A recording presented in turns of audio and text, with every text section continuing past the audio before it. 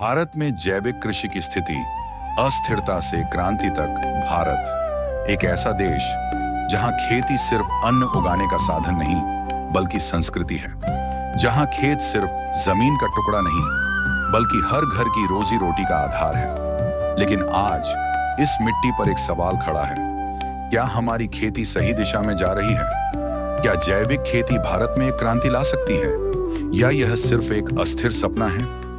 हरित क्रांति वरदान या अभिशाप? हमने हरित क्रांति के दौर को देखा, वो दौर जिसने भारत को खाद्यान्न उत्पादन में आत्मनिर्भर बना दिया।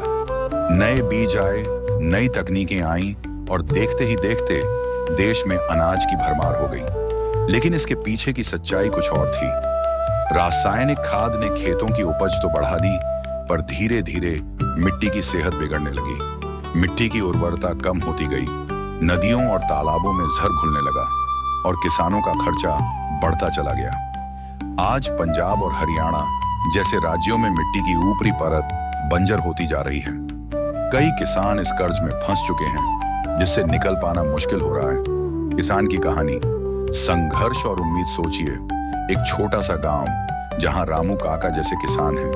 हर सुबह सूरज उगने से पहले वो अपने खेतों में जाते हैं, मिट्टी को छूते हैं, उसकी महक को महसूस करते हैं। लेकिन अब वो मिट्टी सूखी और थकी हुई महसूस होती है।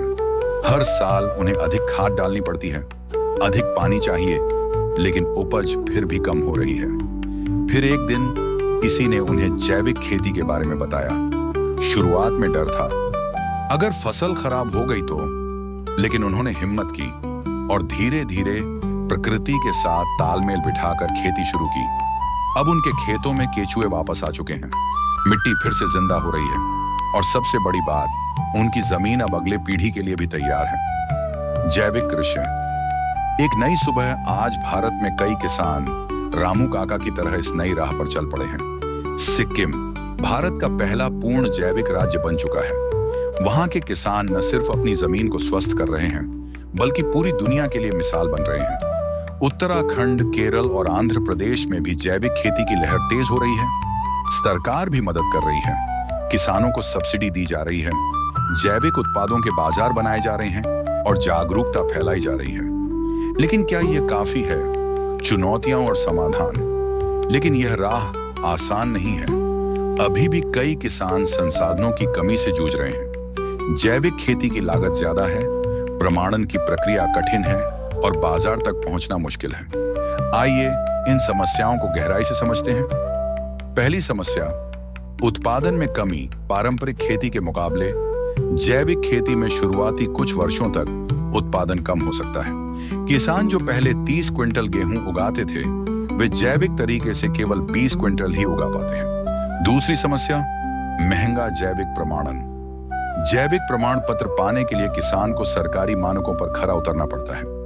इसमें समय और पैसा दोनों खर्च होते हैं। तीसरी समस्या, बाजार और मांग। लोग जैविक उत्पादों को पसंद तो करते हैं, लेकिन उनकी कीमत ज्यादा होने के कारण उन्हें खरीद नहीं पाते। क्या है समाधान?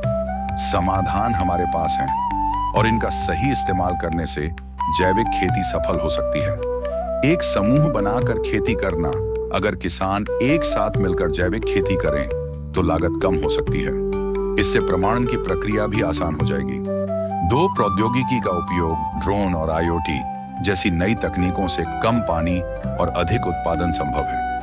जैविक खेती को डिजिटल मार्केटिंग से जोड़ा जा सकता है, जिससे किसानों को सीधा ग्राहक मिल सके। 3, सरकार और नीति निर्माण। सरकार को जैविक किसानों के लिए विशेष ऋण और अनुदान देने चाहिए। स्कूलों और होटलों में जैविक उत्पादों की अनिवार्यता होनी चाहिए। आपकी भूमिका बदलाव के वाहक बने। अब बारी हमारी है। जब भी आप बाजार जाएं, जैविक उत्पाद खरीदें। ये सिर्फ हेल्दी खाना नहीं है, बल्कि आप उस किसान की मेहनत को समर्थन दे रहे हैं जो अपनी जमीन को बचाने की जंग लड़ रहा है। आपको क्या करना चाहिए? जैविक खेती को बढ़ावा देने के लिए सोशल मीडिया पर जागरूकता फैलाएं, किसानों को तकनीकी मदद और बाजार तक पहुंचाने में योगदान दें। अगर संभव हो तो घर की छत पर ही छोटी जैविक खेती शुरू करें। अंतिम संदेश, प्रकृति की पुकार। भारत की मिट्टी हमें पुकार रही है। वो चाहती है कि हम उसकी सेहत का ख्याल रखें। जैविक खेती सिर्फ खेती नहीं, ये प्रकृति के साथ हमारे रिश्ते की पुनर्स्थापना है। आइए हम सब मिलकर इस क्रांति का हिस्सा बने, किसान के साथ खड़े हों, धरती माँ को उसका असली स्वरूप लौटाएं, क्योंकि जब मिट्टी स्वस्थ होगी तभी देश स्वस्थ होगा।